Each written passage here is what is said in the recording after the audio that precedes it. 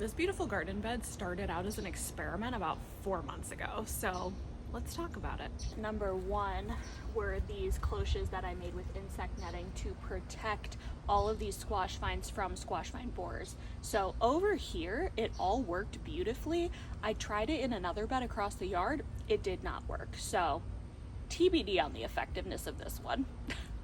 The other thing I did that the internet lost their goddamn minds about is I had these giant Mongolian sunflowers in shading out the squash so that the squash could be protected from the harshest summer sun. And a lot of people said that the sunflowers were not going to allow anything else to grow.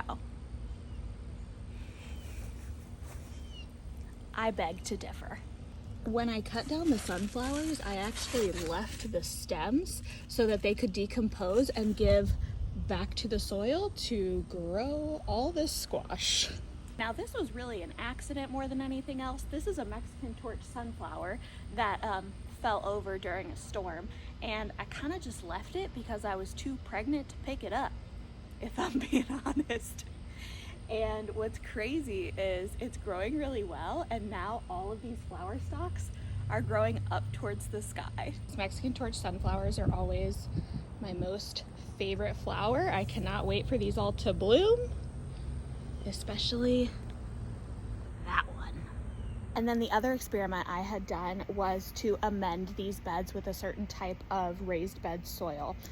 Didn't add anything else to it. Literally, that's the only thing I did. And if this isn't proof you need to amend your soil, like after you harvest things out to give it a good refresh, I mean, y'all, come on. And because there's always haters out there that are like, oh, you have a lot of leaves, but is there any squash? Hold on to your butts, okay? That is a pumpkin.